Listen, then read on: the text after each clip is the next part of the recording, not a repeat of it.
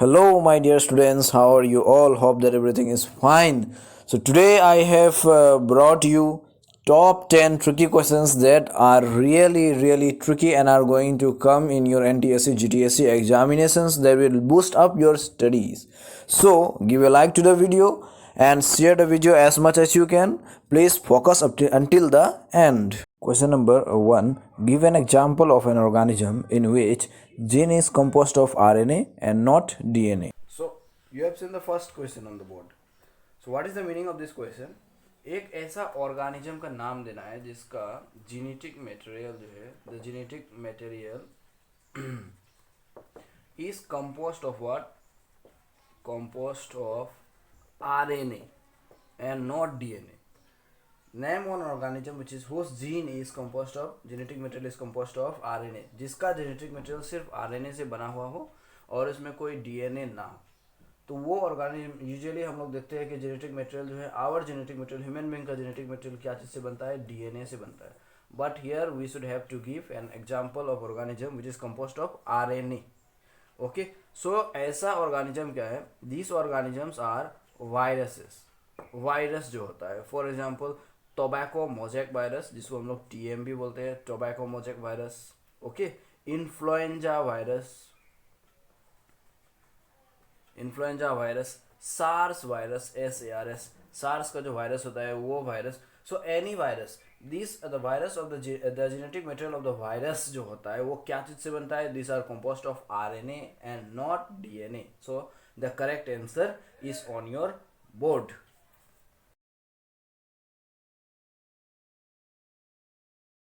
Question 2. Define a nucleoid. So now you have seen question number 2. Question number 2 on your board. उसमें क्या है कि nucleoid क्या है उसको हम लोग डिफाइन करना है. What is A nucleoid? Okay, so nucleoid क्या होता है कि प्रोकैरियोटिक सेल में जो होता है प्रोकैरियोटिक सेल प्रोकैरियोटिक सेल का suppose this is a prokaryotic cell means जिसका न्यूक्लियस वेल डिफाइंड नहीं होता है. तो प्रोकैरियोटिक सेल का जो ये अनडिफाइंड न्यूक्लियस होता है, अनडिफाइंड न्यूक्लियस मतलब कि फुल्ली डेवलप न्यूक्लियस नहीं होता है और ये इरेगुलर शेप होता है. This is irregularly shaped and what does it contain? This contains all genetic materials. जितना भी सारा जेनेटिक मटेरियल्स होता है वो इसके अंदर में रहता है. इरेगुलरली शेप्ड होता है, not bounded by no membrane, not bounded by any membrane, जिसका कोई मेम्ब्रेन भी नहीं होता है. तो प्रोकैरियोटिक सेल का जो न्यूक्लियस होता है ना उसको हम लोग क्या बोलते हैं? This is known as what? Nucleoid. So the nucleus of prokaryotic cell is known as nucleoid. That is the answer and the answer is on your board. Give two structures found only in animal cells and not in plant cells. So now you have seen question number 3. क्या था उसमें कि दो ऐसा structure का नाम लिखना है जो सिर्फ एनिमल सेल में पाया जाता है और प्लांट सेल में नहीं पाया जाता है. We have seen lysosomes. Lysosomes को हम लोग क्या बोलते हैं? सुसाइडल बैग्स बोलते हैं. Okay, suicidal bags they contain powerful digestive enzyme. इसमें बहुत सारा डाइजेस्टिव एंजाइम्स होता है.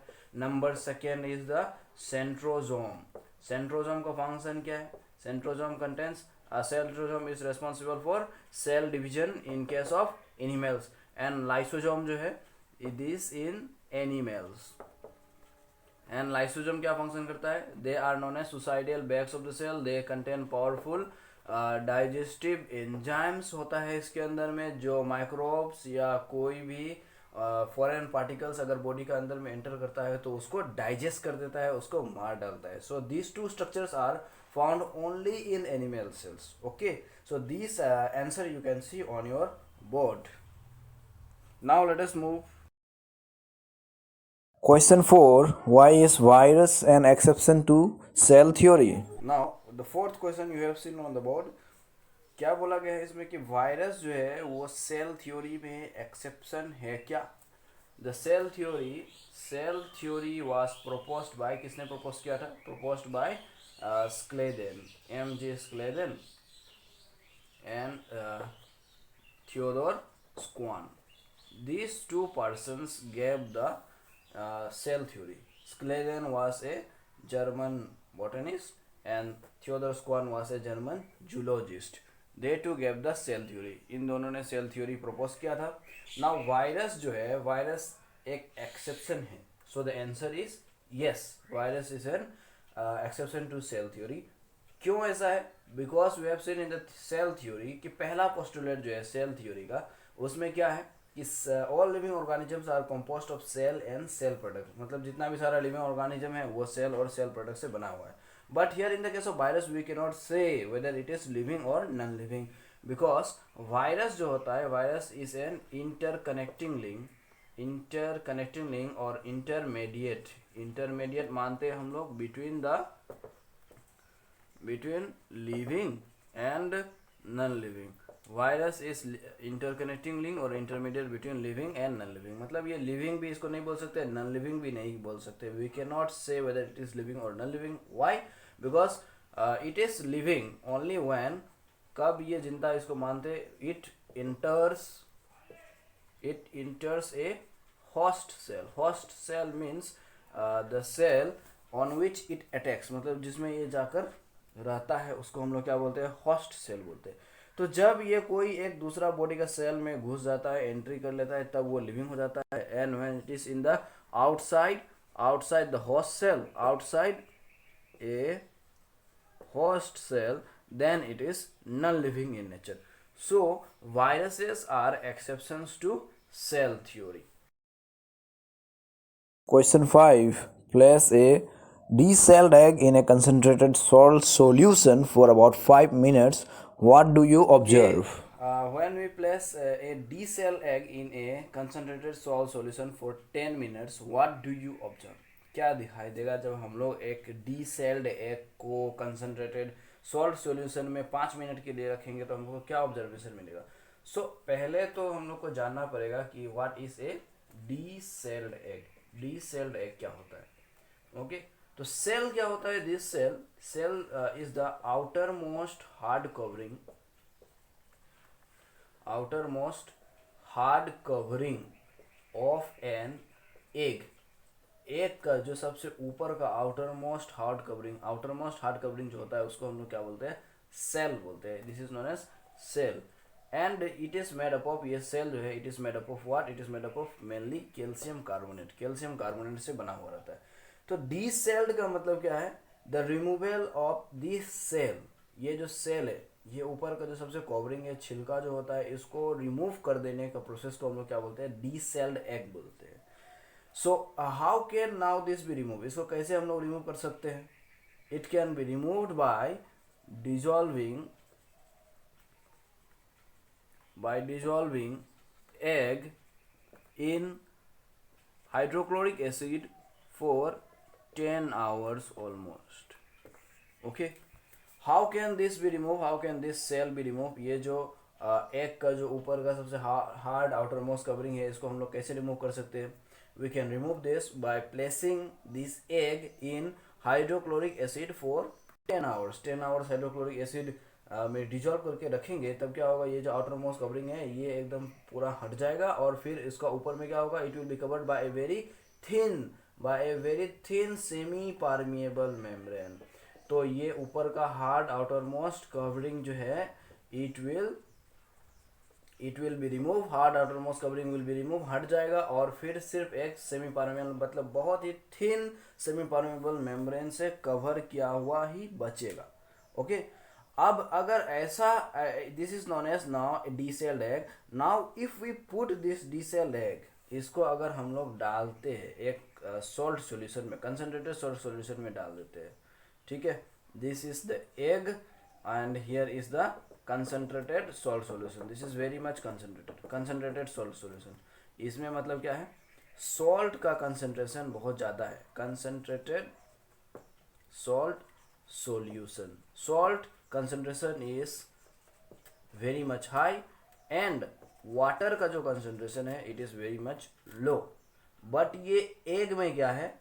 एग में salt concentration is low and water concentration is very much high. Okay, तो ये कौन सा केस हुआ? This is the case of what? This is the case of hypertonic solution. इसको हम लोग क्या बोलेंगे? हाइपरटोनिक सॉल्यूशन बोलेंगे। इसमें वाटर का कंसंट्रेशन बहुत ज़्यादा है। Inside the egg the water concentration is very much high as compare to the salt solution. तो इसमें ज़्यादा है, इसलिए क्या होगा? The water will move out into the salt solution, ऐसे बाहर निकल जाएगा वाटर। तो इससे क्या होगा कि ये सेल जो है, cell will shrink, cell size will shrink, cell will shrink.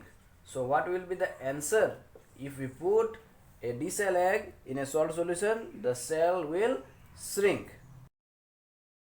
So here question 6, what would happen if the plasma membrane ruptures down? अगर प्लाज्मा मेम्ब्रेन रप्चर हो जाए, प्लाज्मा मेम्ब्रेन जो होता है सेल जो होता है सेल का सराउंडिंग में, ठीक है, सेल का सराउंडिंग में जो ये प्लाज्मा मेम्ब्रेन होता है, आउटरमोस्ट लेयर जो होता है, ये अगर रप्चर डाउन हो जाए, मतलब कि ब्रेक हो जाए, तो क्या होगा? What will be the consequence?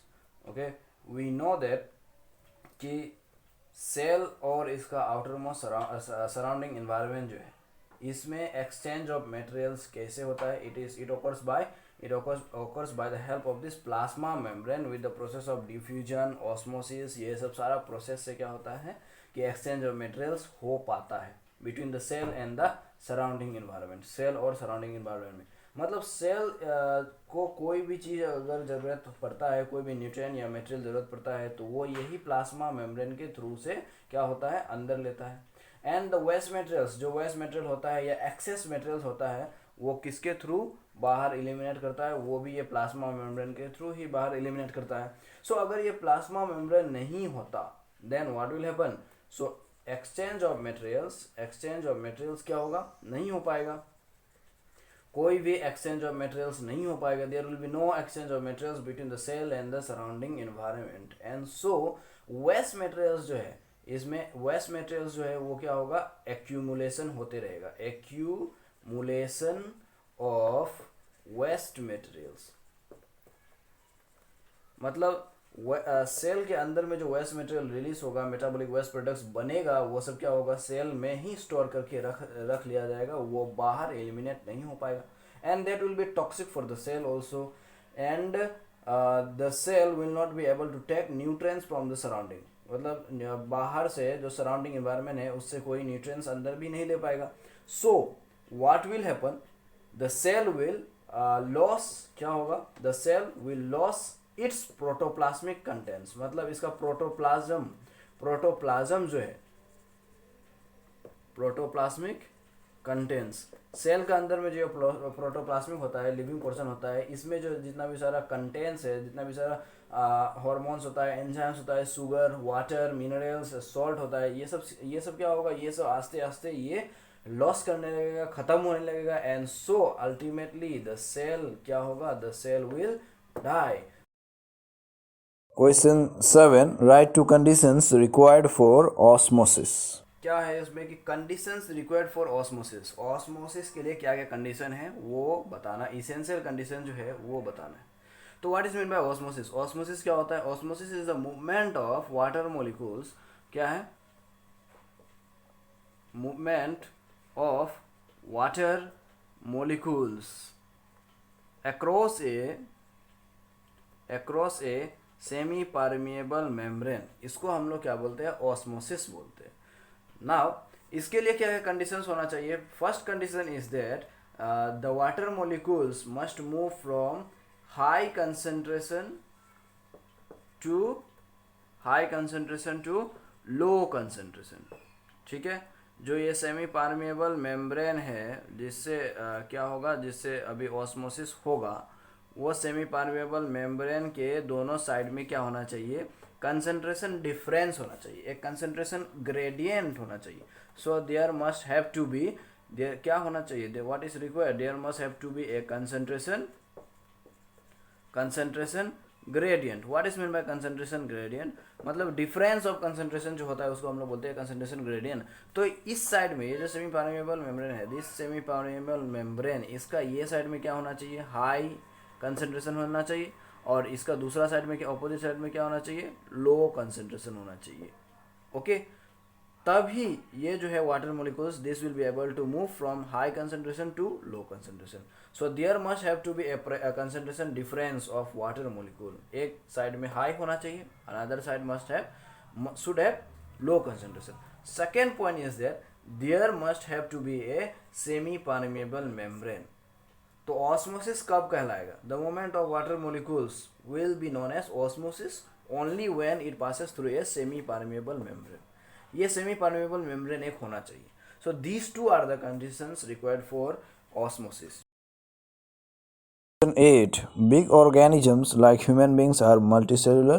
Why can't their body be made by a single cell instead of the trillion of cells? हम लोग का बिग ऑर्गेनिजम्स होता है जैसे कि ह्यूमन बींग्स है, वो क्या होता है? ह्यूमन बींग्स मल्टीसेलुलर होता है and other big organisms are also what?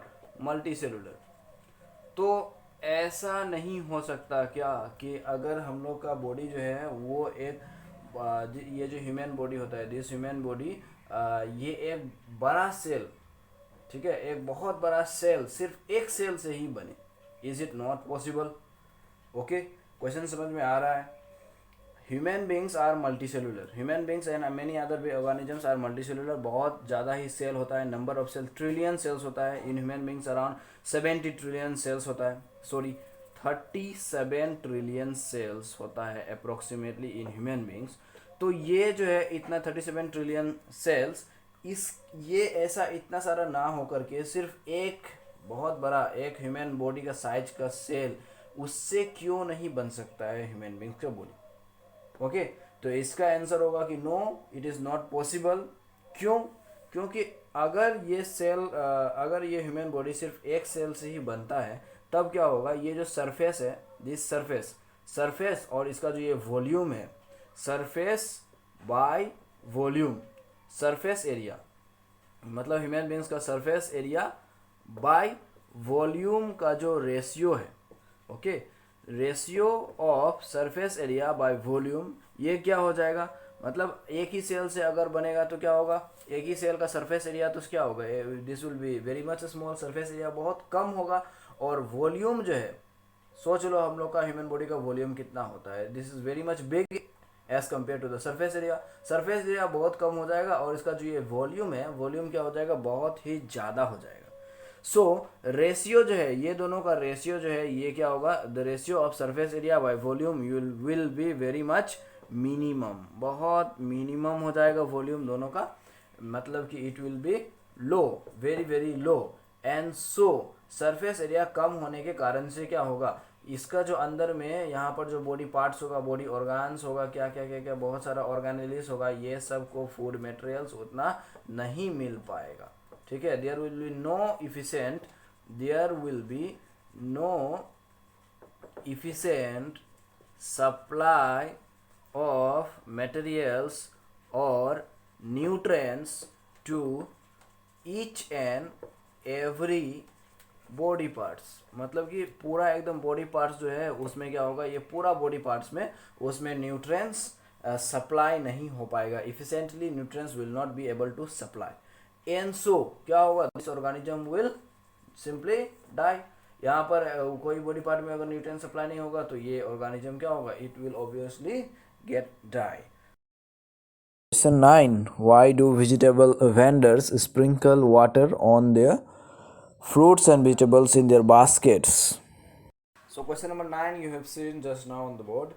मतलब क्या है कि why do vegetable vendors, मतलब कि vegetable sellers जो होता है, vegetable vendors, ये इसका जो कटोरी में बास्केट में जो फ्रूट्स एंड वेजिटेबल्स रखता है, उसमें क्या करता है? ये डेली वाटर सप्लाई करता है, वाटर को स्प्रिंकल करता है. ठीक है, पानी इसमें स्प्रिंकल करते रहता है. ऐसा क्यों है? Why does they do so? क्योंकि if this fruits and vegetables are in sunshine, अगर इसको सनसाइन में रखते हैं, then what will happen? There will be dehydration होगा. डिहाइड्रेशन का मतलब क्या है? कि loss of water molecule from the surface, loss of water. ठीक है, तो वाटर मोलिकुल जो है ये लॉस होते रहता है. ये जो सरफेस है, फ्रूट है, वेजिटेबल है, इससे वाटर मोलिकुल लॉस होते रहता है. एंड सो द सेल, ये जो सेल है, ये सब क्या हो जाता है, श्रिंक हो जाता है। तो फ्रूट का साइज भी जो है ये क्या होगा, एकदम सिकुड़ जाएगा, श्रिंक हो जाएगा। तो ये अवॉइड करने के लिए यहाँ पर हम लोग क्या डालते हैं, वाटर स्प्रिंकल करते हैं। इससे क्या होता है कि suppose this is a fruit, ये एक फ्रूट है, ये अभी क्या हो चुका है, ये एकदम से पूरा सिकुड़ चुका है, ये ऐसे सिकुड़ गया है, ओके, श्रिंक हो गया है, and due to the loss of water by dehydration it has shrink. तो इसमें क्या है, वाटर कंसंट्रेशन जो है बहुत कम है, water concentration, water is very much low, water concentration is very much low. और इसलिए जब हम लोग यहाँ पर वाटर स्प्रिंकल करेंगे, वाटर जब स्प्रिंकल करते हैं तब क्या हो जाता है, here in the outside water concentration is very much high, water concentration बहुत ज़्यादा है, और यहाँ पर ये फ्रूट का अंदर में क्या है, वाटर कंसंट्रेशन लो है।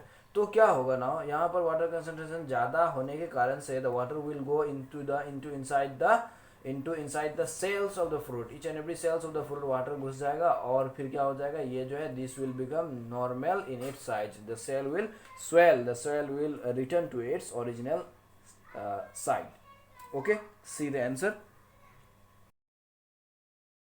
Question number 10. Why are mitochondria absent in RBCs?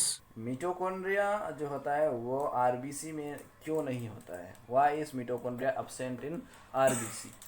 We know that RBC जो होता है red blood cells, this red blood cells contain a pigment known as क्या होता है, haemoglobin, a red colour haemoglobin, this is a red coloured pigment, this is a red colored pigment. And what is the function of this hemoglobin? Function of this hemoglobin is to transport oxygen, oxygen transportation करता है। So RBC में जो haemoglobin होता है they transport oxygen to each and every cell of the body. And what is mitochondria? Mitochondria are known as the power house of the cell. Mitochondria क्या करता है, they utilise oxygen, they utilise oxygen to produce energy for the cell। तो अगर RBC red blood cell में, this is red blood cell में अगर ये mitochondria होगा तो आरबीसी का फंक्शन क्या है? आरबीसी का फंक्शन है कि ऑक्सीजन कैरी करता है, टू ट्रांसपोर्ट ऑक्सीजन। सो ये ऑक्सीजन मॉलिक्यूल जो है दिस आरबीसी जो ऑक्सीजन मॉलिक्यूल लेकर जा रहा है, ये मिटोकॉन्ड्रिया अगर आरबीसी में होगा तो क्या करेगा, this oxygen molecule will be used up by mitochondria, mitochondria खुद यूज कर लेगा, ये आरबीसी का जो मिटोकॉन्ड्रिया है वही यूज कर लेगा और एनर्जी रिलीज कर देगा। तो इससे क्या होगा कि oxygen will not be able to reach all the parts, all the cells of the body, oxygen will not be able to reach all the cells of the body, and all other cells of the body वो क्या होगा, they will gradually die out, मर जाएगा, they will not be able to get oxygen and so they will die out, only the RBC will survive, सिर्फ RBC ही बचेगा, क्योंकि RBC जो है this RBC will use the oxygen that would have been transported by it to other cells। जो ये दूसरा cell को transport करने वाला था ऑक्सीजन, वो ये अपना खुद इसका मिटोकॉन्ड्रिया जो है ये यूज कर चुका है, कर लेगा, and this RBC will only get energy, the other cells of the body will not get energy and so the other cells will die out. Okay, so students, for today up to this, in my next video I will be coming up with some more tricky questions and conceptual lectures. Till that, you stay home safely, like and share the video if you have really enjoyed it. Thank you.